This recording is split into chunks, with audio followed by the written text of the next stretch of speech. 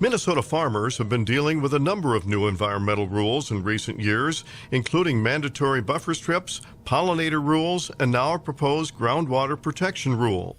The Minnesota Department of Agriculture says the purpose of the rule is to minimize potential fertilizer sources of nitrate pollution and to protect drinking water.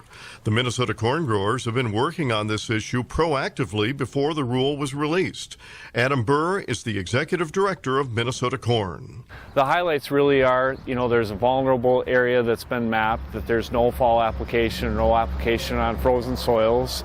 That map changed significantly from what we saw back last summer in response to a lot of comments that were submitted. The second part of the rule really is a mitigation in areas where they're seeing elevated concentration of nitrates.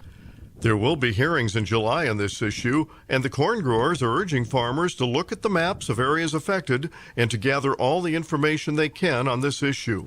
Certainly it depends if you're in one of those vulnerable areas. That's step one, to look to see if you're in one of those vulnerable areas. Something we're just hearing from our members and anecdotally through attending the listening sessions is as people look at those maps where they would not be allowed to do fall application or application on frozen soils, many of the response has been, well, I'm already complying with that. So I think that's our sense right now, and what we're hearing from folks is in those vulnerable groundwater areas, they're largely in compliance, and so that's one thing we're hearing. But we encourage people to take a look at the maps and see whether they're going to be impacted by being in those vulnerable areas.